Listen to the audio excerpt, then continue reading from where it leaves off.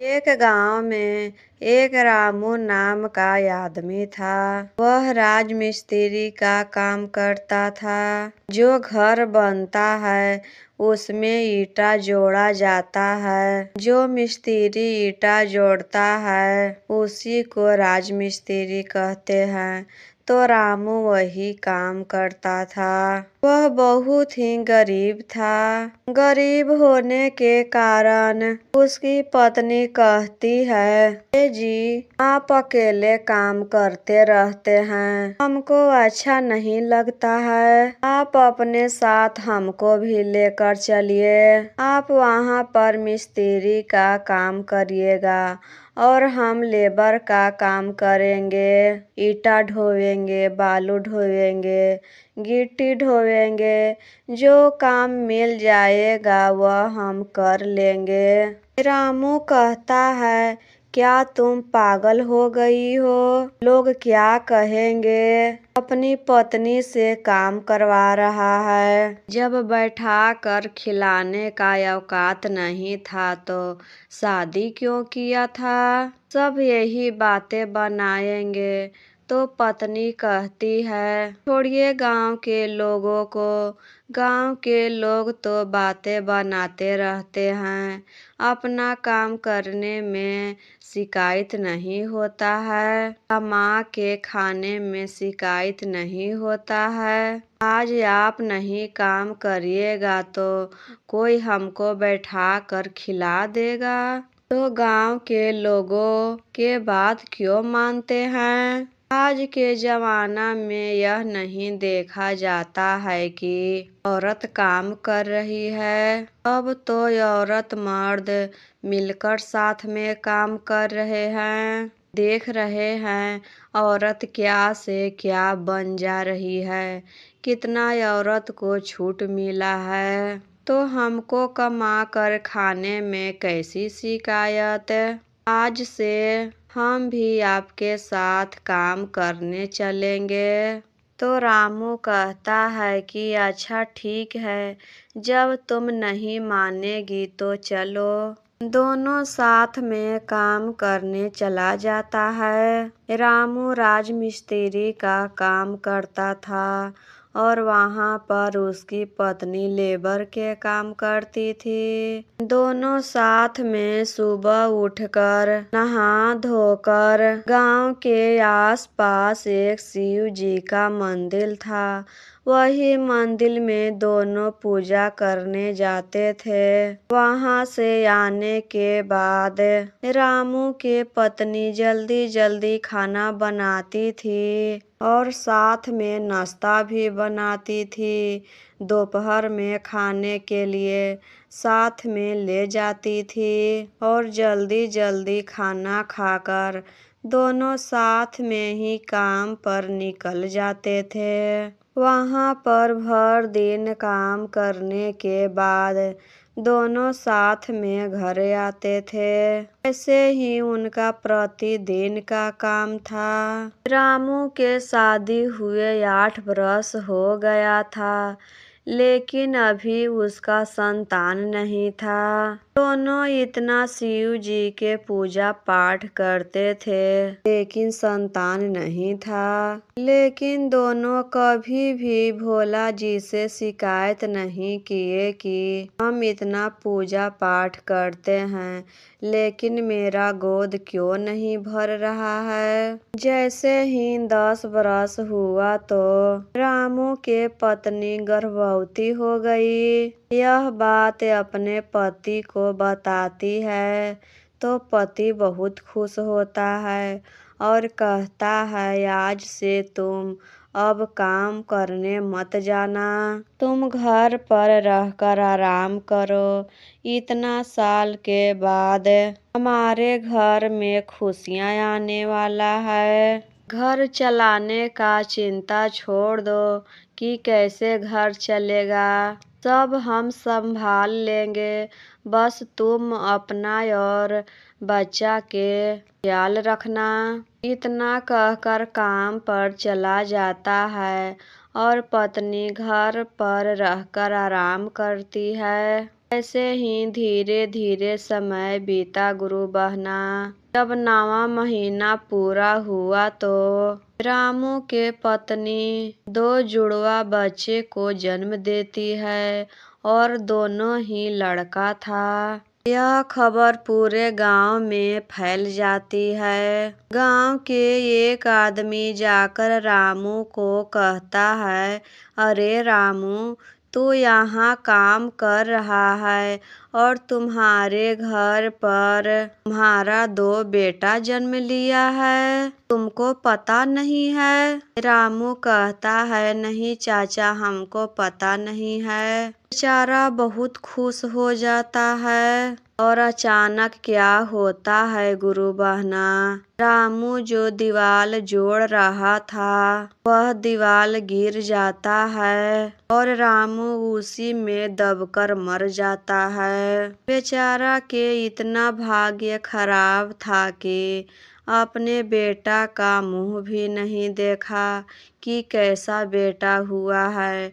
इसी बेटा के लिए 10 बरस इंतजार किया था, लेकिन बेटा के जन्म के खुशी के दिन ही वह मर गया। एक आदमी रामू के घर आकर बताता है कि रामू के ऊपर दीवार गिर गया है और रामू उसी में दबकर मर गया। यह बातें सुनकर रामू के पत्नी बहुत रोने लगती है। देखो तो आज हमारे घर में खुशी का माहौल था और भगवान जी कितना बड़ा दुख दे दिए।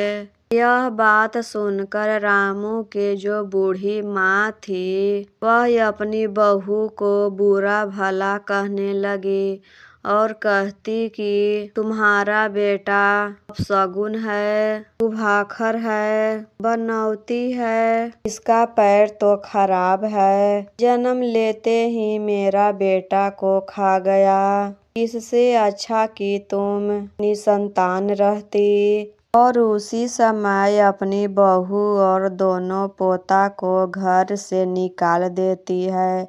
जाओ, मेरे घर से निकल जाओ। बहू कहती है, माँ जी, हम कहाँ जाएंगे, हम अकेले तो नहीं हैं, मेरे साथ 2 छोटा छोटा बच्चा है, इस बच्चे को लेकर हम कहाँ जाएंगे।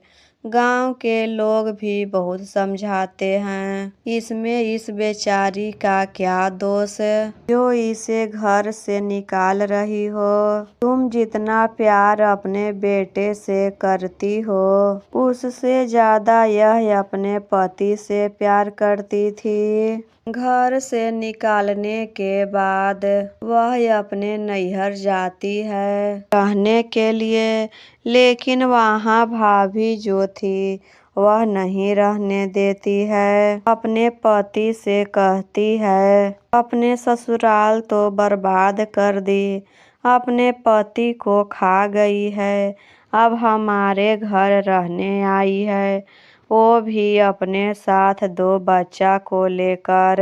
इसका भार कौन उठाएगा? आप अकेले होकर इतना आदमी का बोझ कैसे उठाएंगे? इसे मना कर दीजिए। भाई भी अपने पत्नी के बातों में आकर बहन से कह देता है, बहन, मेरे घर से चली जाओ, हम तुमको नहीं रख सकते हैं, हम इतना नहीं कमाते हैं कि तुम सब का बोझ उठाएं। खाना भी नहीं खिलाता है, पानी भी नहीं पूछता है, यह नहीं कहता है कि आई हो तो कम से कम खाना खाकर जाना, सीधे घर से निकाल देता है। वहाँ से भी बेचारी अपने दोनों बच्चे को लेकर चली जाती है और जंगल में जाकर घास फूस के एक झोपड़ी बनाती है और उसी में रहने लगती है और सोचती है कि यहाँ रहने से पेट तो नहीं भरेगा, पेट भरने के लिए कुछ ना कुछ तो काम करना होगा। और यहाँ जंगल में कौन सा काम मिलेगा। यहाँ तो कोई आदमी भी नहीं है कि उसके घर जाकर हम काम करें। दोनों बच्चा को झोपड़ी में रखकर बंद कर देती है और इधर उधर चल रही थी कि क्या करे कि पेट भरे। तभी उसको नजर पड़ता है बेल के पेड़ पर, और वहाँ पर भांग धतूरा भी जमा हुआ था। जंगल में फूल तो रहता ही है। वो सोचती है कि यही काम करते हैं, पेड़ से बेलपत तोड़ लेते हैं, फूल तोड़ लेते हैं, भांग धतूरा ले लेते हैं और चलते हैं बेचने। यही बिजनेस ठीक रहेगा। तो एक डलिया लेती है और उसमें ताजा ताजा बेलपत्र तोड़ती है, फूल तोड़ती है, भांग धतूरा तोड़ती है और गांव में लेकर निकल जाती है। बेलपत्र ले लो बेलपत्र, ताजा ताजा बेलपत्र। इतना ताजा बेलपत्र फूल पत्ती था कि सारा बिक गया। उससे जो पैसा मिला वह बाजार लेकर जाती है और खाने पीने के लिए सामान लेकर आती है। प्रतिदिन का उसका अब यही काम था। सुबह उठकर बेलपत्र फूल पत्ती तोड़ती थी और गांव गांव बेचने चली जाती थी और सब बिक भी जाता था। एक दिन एक औरत कहती है, बहन, गांव गांव घूमकर तुम बहुत हैरान हो जाती होगी। एक काम करो, वहाँ पर एक शिव जी का मंदिर है। वहाँ पर पूजा करने के लिए बहुत सारे लोग आते हैं। उसी मंदिर के बाहर तुम अपना बेलपत्र फूल पत्ती लेकर बैठ जाना और सारा बिक जाएगा। कहीं जाने की जरूरत भी नहीं रहेगा। गांव गांव घूमकर तुम हैरान हो जाती है और घर पर जाकर दो बच्चा को संभालना होता है। अब वह कहती है, आप ठीक कह रही हो बहन, मेरे दिमाग में तो ऐसा बात आया ही नहीं। कल से हम ऐसे ही करेंगे। तो कल सुबह उठती है, बेलपत्र फूल भांग धतूरा सब टोकरी में भर लेती है और सर पर उठाकर मंदिर के बाहर जाकर बैठ जाती है। उसका बेलपत्र फूल पत्ती इतना ताजा ताजा था कि जल्दी से बिक गया और अच्छा पैसा भी हो गया। अब तो रोज ऐसे ही करने लगी।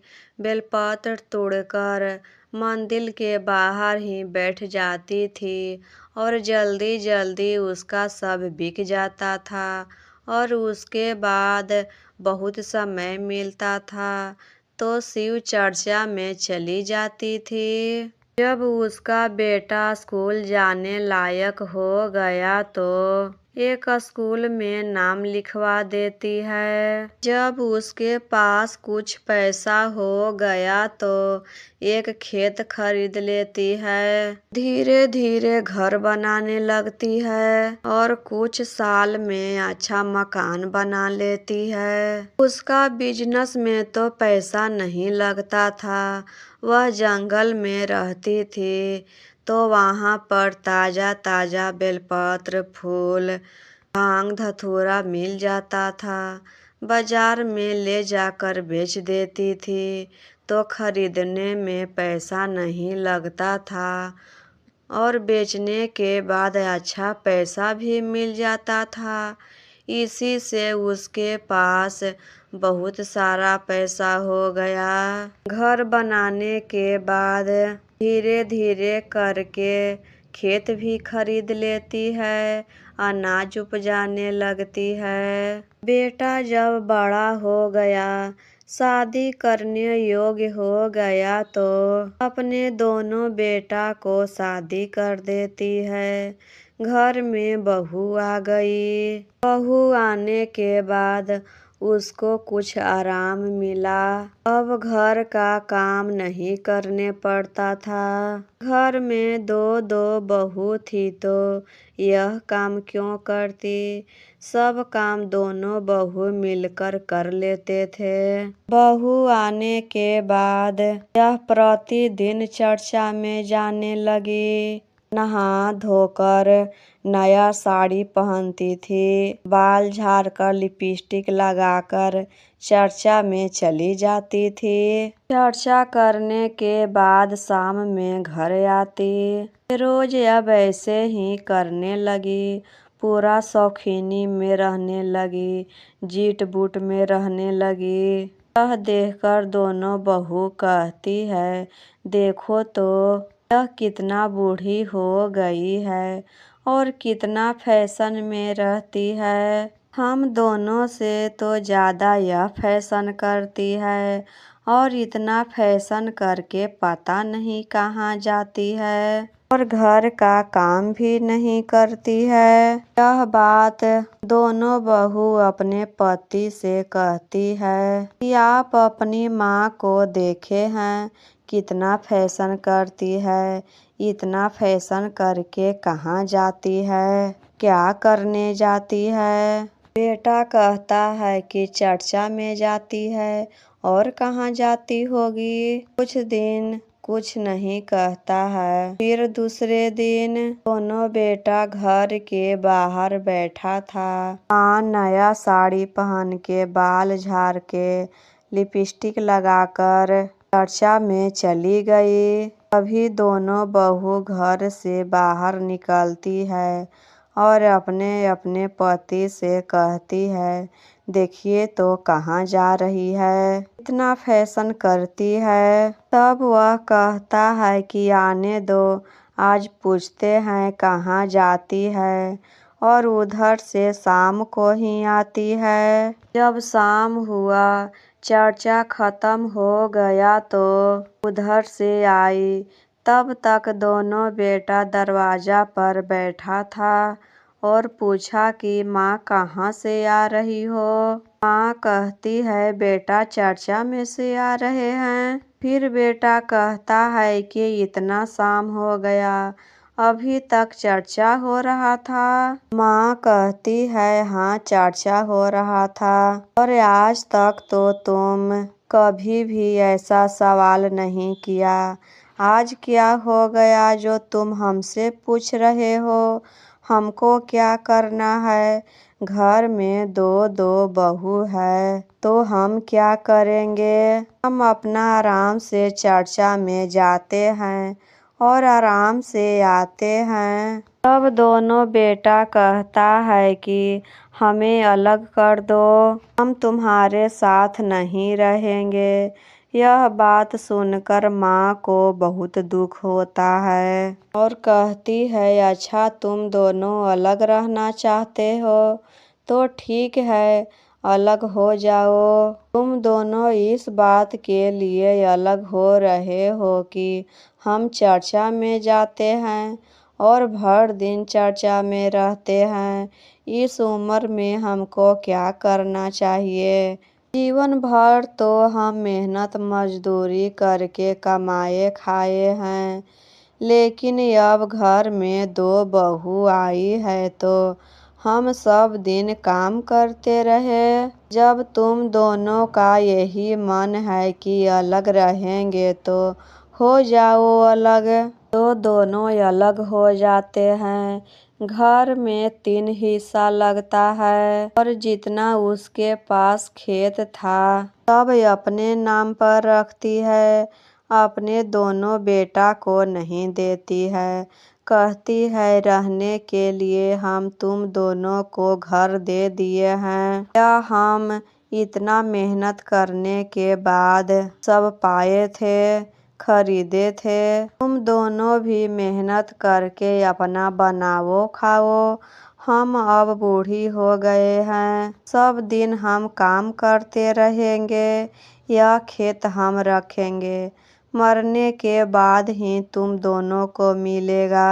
दूसरे दिन बुढ़िया सुबह उठती है, खाना बनाती है, खाकर नहा धोकर नया साड़ी पहनकर बाल बांधकर चर्चा में चली जाती है। आराम से चर्चा करती है और शाम को घर आती है और इधर दोनों बेटा काम करने के तलाश में इधर उधर भटकते रहता है। जब धान रोपने का दिन आया तो बुढ़िया चर्चा में कहती है कि कल हम नहीं आएंगे बहन, हमको धान रोपना है। तो सारी गुरु बहना कहती है आप अकेले कैसे करेंगे बहन, कल हम सब सुबह आएंगे और आपका धान जल्दी जल्दी हम सब साथ में रोप देंगे। तो दूसरे दिन सारी गुरु बहन आती है और जल्दी जल्दी धान रोप देती है।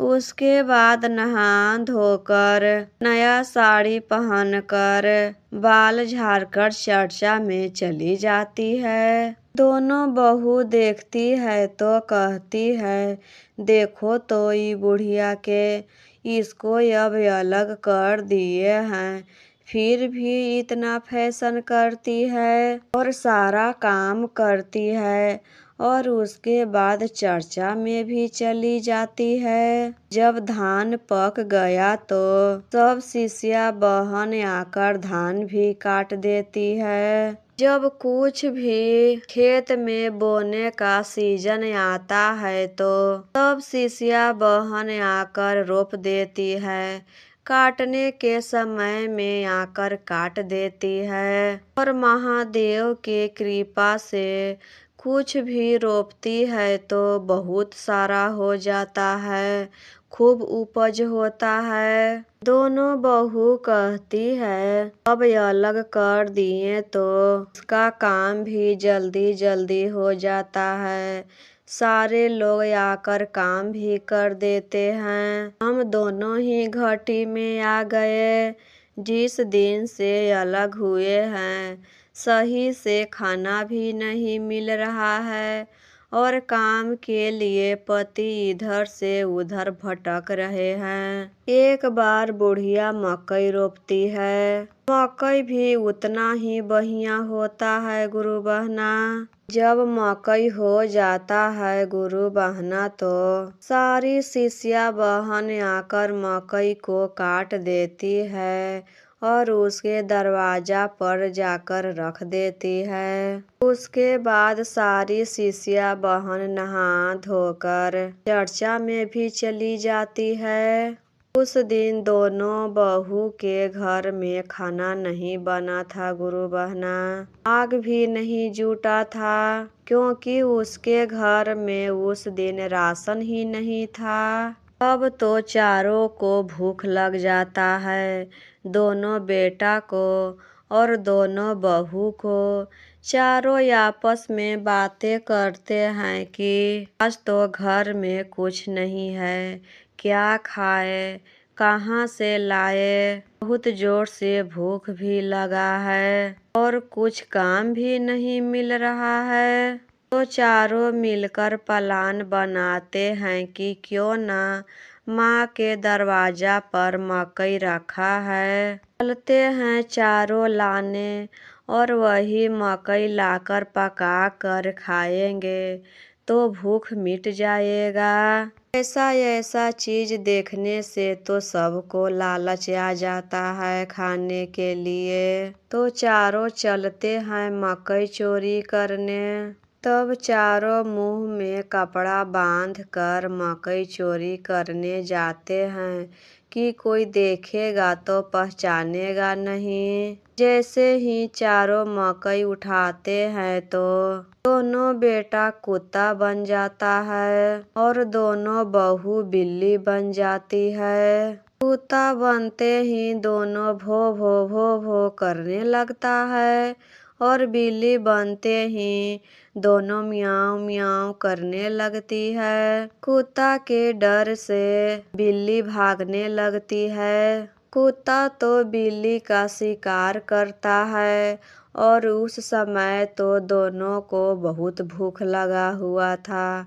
खाने के लिए दौड़ता है तो बिल्ली छिप जाती है। दोनों पति पत्नी होने के बावजूद भी अलग अलग रहने लगे, डर के मारे कि कहीं उसके सामने जाएंगे तो खा ना जाए। अब तो चारों को गलती का पछतावा हो रहा था, लेकिन करे तो क्या करे। चारों भूख के मारे व्याकुल भी थे। तो एक आदमी कुत्ता और बिल्ली बनते हुए चारों को देख लिए थे। वह जाकर बुढ़िया से कहते हैं, अरे आपकी दोनों बहू और दोनों बेटा वहाँ पर कुत्ता और बिल्ली बन गए हैं। दोनों मकई की चोरी कर रहे थे तो दोनों की सजा मिली। तो वहाँ से बुढ़िया चर्चा छोड़कर हदे फदे भागती है। तो आकर देखती है कि दोनों कुत्ता दरवाजा पर बैठकर भो भो भो भो कर रहा है और दोनों बिल्ली कहीं जाकर छुप गई है। उसे देखकर बहुत दया आता है।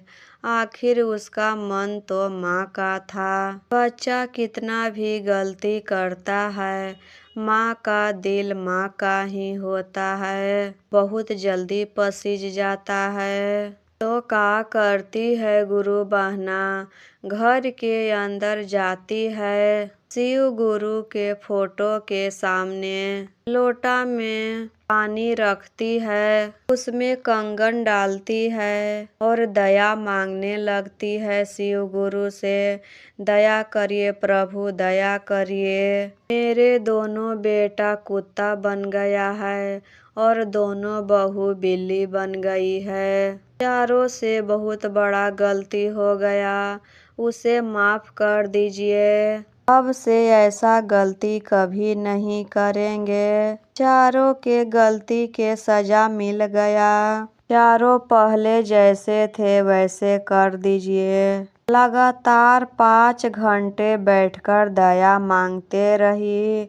उसके बाद बाहर आकर दोनों कुत्ता पर गंगा जल छिड़कती है तो कुत्ता से आदमी बन जाता है। दोनों माँ के पैरों में गिर जाते हैं और माफ़ी मांगने लगते हैं, हमें माफ़ कर दो माँ, हम तुमको गलत समझें। फिर माँ कहती है, दोनों बहू कहाँ है? बेटा कहता है, हम नहीं जान रहे हैं माँ, वह हम दोनों से कहीं छिप कर बैठी है। तीनों मिलकर ढूंढते हैं तो बिल्ली मिल जाती है।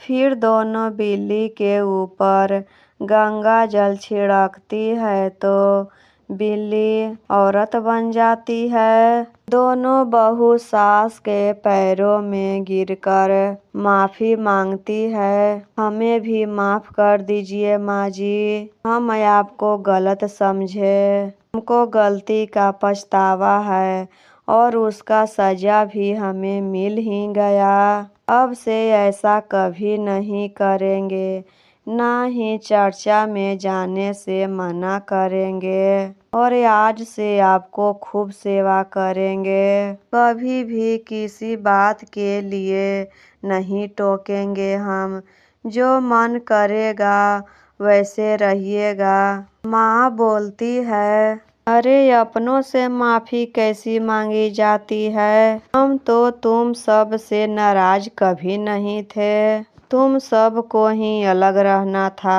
हम अपने बच्चों से भला कैसे नाराज हो सकते हैं? तुम सब तो मेरे अपने हो। चारों को गले से लगा लेती है और पांचों उस दिन से साथ में रहने लगते हैं। दोनों बहू भी उस दिन से चर्चा करने लगती है अपने सास के साथ, वह दोनों भी चर्चा में जाने लगती है। आशा करती हूँ यह कथा आप सभी को अच्छा लगा होगा। अच्छा लगा होगा तो कमेंट बॉक्स में हर हर महादेव, ओम नमः शिवाय लिखना ना भूलें। और एक बार प्रेम से बोलिए हर हर महा।